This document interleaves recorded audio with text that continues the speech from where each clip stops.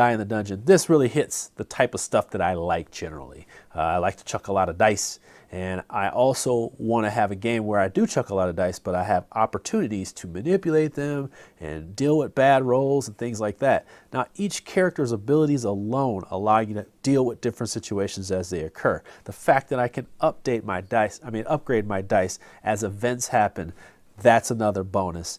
And the fact that I get to choose my stats. Like, I basically can make myself in kind of like a role player character and just say, I mean, I'm sorry, it sounds like stupid that I'm saying that, but at the same time I'm thinking, yeah, I get to take these dice and decide what my stats are. It doesn't tell me what my stats are, and I can choose those dice, and I like that those choices go right into the combat and allow you to use your better stats to attack the weaker stats of the other characters. And also that the dice gets worse and worse for them as their party gets attacked, and you see it play out and you go, hey, that's pretty cool. That's pretty smart. And it's just done with dice.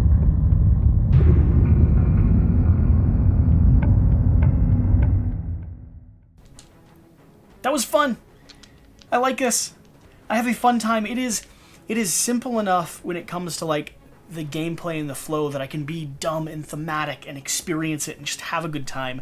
But it also has some good weight and good dice mitigation. I really enjoy the way that all of your dice here are used to level up and indicate stats, and you can use your ability and chain things. And are there ways I could have played this better? Absolutely. But this is a fun, chaotic romp through a little bit of luck, through a decent amount of strategy, and a nice, accessible, lightweight solo player game where if you just want to be the bad guy for a bit, you want to journey through and roll some dice and have a good time, hey, this is one to explore.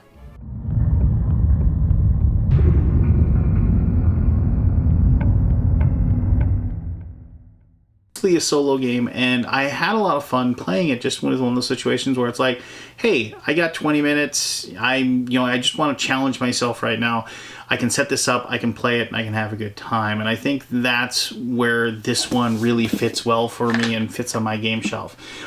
Just that really fun solo experience. It's a different experience every single time I play, and even when I lose, I've had some fun, and just because of the fact that you're using the dice and you're having a good time. I want to point one other thing out quickly here that I thought was really cool. Of course, if I can get the box open.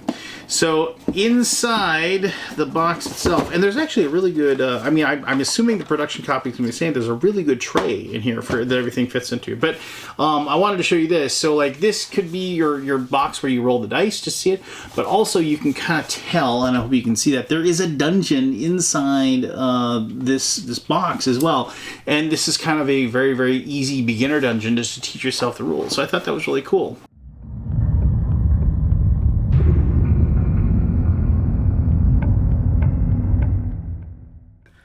I think if you like fantasy and you like solo and you like dice, this is a must-own. Period. Really, this game shines as a solo game. I think it feels unique. It feels fresh. And more importantly, it's fun. It is a fun challenge of a game. So I definitely recommend it if you like fantasy, solo, and dice.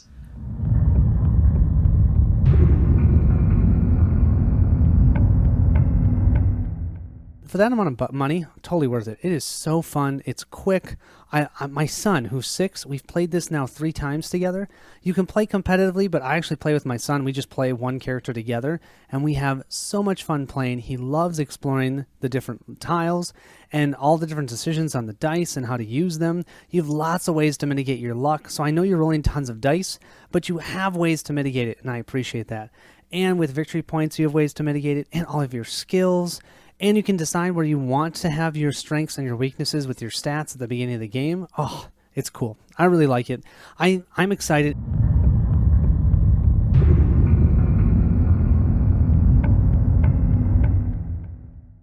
You're going to enjoy this. You're going to feel like there's a challenge each and every time you play the dungeon, attempting to master the challenges and promote mitigation as best as you possibly can throughout the game. If you're a solo player guy, if you like chance-based games with a lot of mitigation and you like a campaign-style mode with a ton of customization, I strongly encourage you to take a look at Die in the dungeon. It's also a really fun name to say, right?